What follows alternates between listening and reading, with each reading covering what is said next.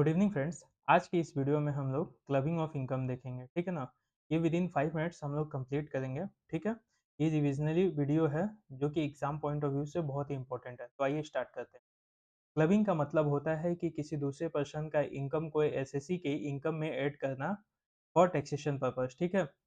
ये provision mainly tax avoidance को रोकने के लिए बनाई गई है, ताकि लोग अपनी इनकम दूसरे के नाम पर ट्रांसफ़र करके टैक्स बचाने की कोशिश ना करें। ये हुआ डेफिनेशन क्लबिंग का, ठीक है। अब आते हैं, ये जो कवर करता है सेक्शन 60 से 64 तक कवर करता है। सेक्शन 60 जो बोलता है transfer of income without transfer of assets, जो कहता है कि अगर कोई पर्सन अपनी इनकम किसी को ट्रांसफ़र कर देता है बिना एसेट्स ट्रांसफ़र किए, तो वो इनकम ट्रांसफ़र करने वाले के हैंड में टैक्सेबल रहेगी। यानी सिर्फ़ इनकम ट्रांसफ़र करने से टैक्स लायबिलिटी ट्रांसफ़र नहीं होती है एज़ पर सेक्शन 60। अब आते हैं सेक्शन 61, जो कि रिवोकेबल ट्रांसफ़र ऑफ एसेट्स है।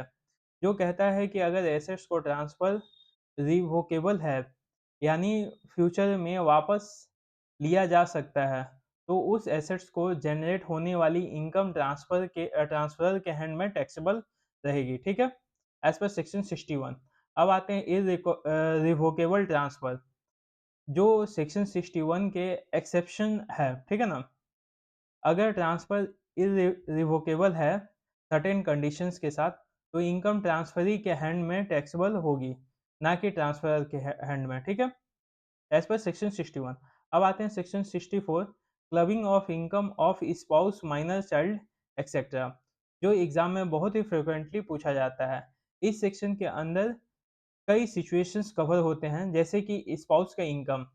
अगर हस्बैंड हस्बैंड अपनी वाइफ को बिना एडुक्वेट कंसिडरेशन एसेट्स ट्रांसफ़र करता है, तो उस एसेट से जो इनकम जनरेट होगी, वो हस्बैंड के हैंड में इनकम मानी जाएगी और वो क्लब हो जाएगा इनकम, ठीक है ना? तो टैक्स भी हस्बैंड को देना पड़ेगा। फिर उसके बाद से माइनर चाइल्ड इनकम जो आता है, माइनर चाइल्ड की इनकम जनरली पेरेंट्स के हैंड में क्लब होती है, except if minor earns from skill and talent, ठीक है। तो पेरेंट्स को 1500 पर चाइल्ड एग्जेम्पशंस मिलता है।